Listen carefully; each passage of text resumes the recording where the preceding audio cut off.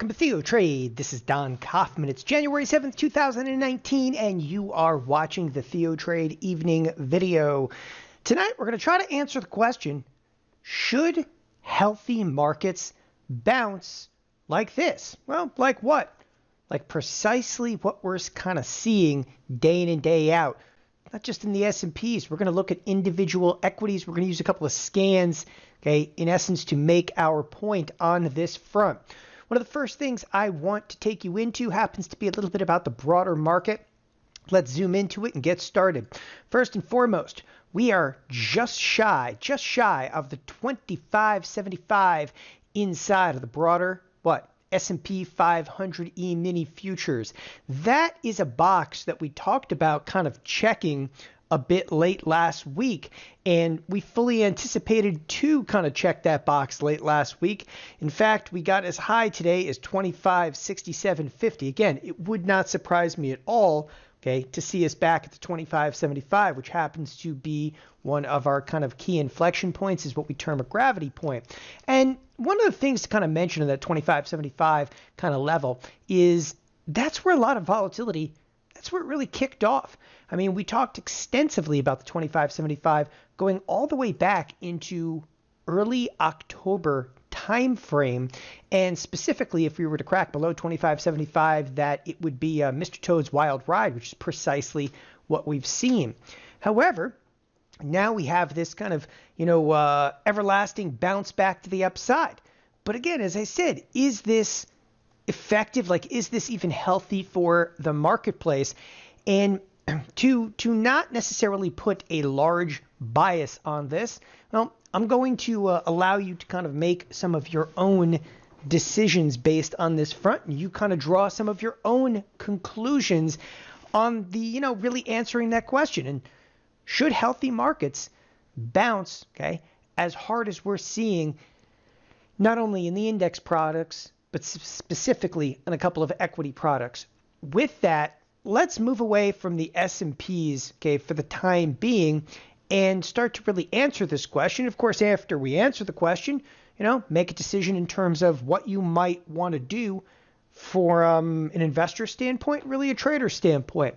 All right, for this initially, we're going to cruise over, and we've already built a scan. What type of a scan? I could not make this any more simple and straightforward.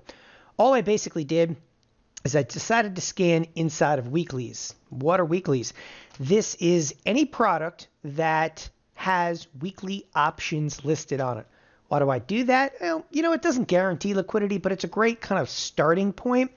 To me, it's more effective than just scanning the S&P 500, because in the weeklies it also encompasses ETF products, some of the index products like the SPX. So again, I find it a little bit more effective to do so. However, we could, of course, always scan also by the S&P 500. In fact, right now, we're going to do both. The next kind of filter in the scan criteria, price change. And all I did is the close is at least 5% greater, okay, then it says 9 bars ago, but bars are defined as days. So why did I pick 9 days ago? Well, here we have kind of the bottom of the market, which was the 24th, and that's 1, 2, 3, 4, 5, 6, 7, 8. That's 9 trading days, okay, removed. So that's how I actually established that piece of criteria. Now, right off the bat, what I want to show you inside of the weeklies list, there are 365 products that have gained at least 5% or greater. Now, maybe you're thinking, I don't even know how many products are in the weeklies list. That's fine. Most people know how many products are inside the S&P 500. So let's actually scrub this exact same list against the S&P 500. Now, to me, right off the bat, this is a little bit alarming. We have 274 products. So over half the S&P 500 has had a greater than 5% rally. I know what you're thinking. You're like, that is a very good thing. Is it? Okay. Because now let's play Go Fish over here. Let's look at a 10% rally and hit scan. Okay. Still, 100 products have seen over a 10% or greater movement in the last 9 days. So I decided to take this, maybe even a little bit further. Okay. What about the possibility of even a 15% move? Is that even possible, a 15% move, okay, from 9 days ago? Not only is it possible, it's plausible. There's 28 products inside of the S&P 500. The names you know, the names you love, sure. There's a few odd stocks out. Okay, Celgene, it had a takeover on here. But we have some big name products. AMD, Amazon, okay, Salesforce, Dollar Tree's involved in a deal right now. Again, I could go on all day long about how extensive this rally. Netflix is in here, okay? It's insane. In fact, let's take a very close and even more detailed look at some of these. Let's go ahead and start with Netflix. Now, Netflix, okay, and I think that the most effective way to do this in terms of looking at the chart, number one, is to pull the chart into percentage terms. Number two, to quantify the chart to a 1 year, right? To a 1 year. And what I want you to see is from the kind of the recent lows, and I'm going to zoom in specifically for this, a little harder to read right now, but from some of the recent lows, here is Netflix, which was up, and again, I'm going to kind of get my mouse directly on it. It was up about 10% over the course of a year. The thing is now shot up, and yet, you're looking at that correctly, 49%. And at what point, okay, is that type of movement back to the upside, okay? Healthy movement. Not to mention, we also have an earnings announcement. So I bring up the earnings announcement because I know what people are thinking. I'm going to step in and maybe short this, but the earnings are coming out, and they're coming out in very, very short order. When are the earnings? I mean, effectively, okay, you're staring down the earnings of what? Thursday next week. So to try to pull off a trade, well, you could, but you'd have to use, okay, something like an in-out spread. You really only have 3 to 4 days left to the expiration. Now, again, do we consider this a healthy bounce? Now, this is the opinion piece portion of it, and that is absolutely not. And I happen to be fading this bounce on the very, very short duration kind of time frame. The next thing I want to pull up is AMD. And for those of you, if you've never really tracked AMD over the last year, I mean, this was the story stock. This was the top performer inside of the S&P 500. It's kind of fall from grace. It was up, let's just call it an even 175%.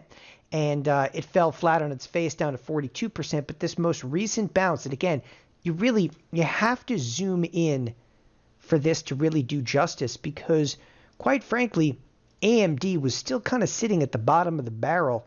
All right, it was kind of a late bloomer in terms of this rally, but don't worry, it caught up, now back 67% from only being up 30% over a year. It's now up 67%. You have to realize, again, and I don't even want to go further. Now, we could bring up Netflix and AMD and NVIDIA and Amazon. I could go all day with this.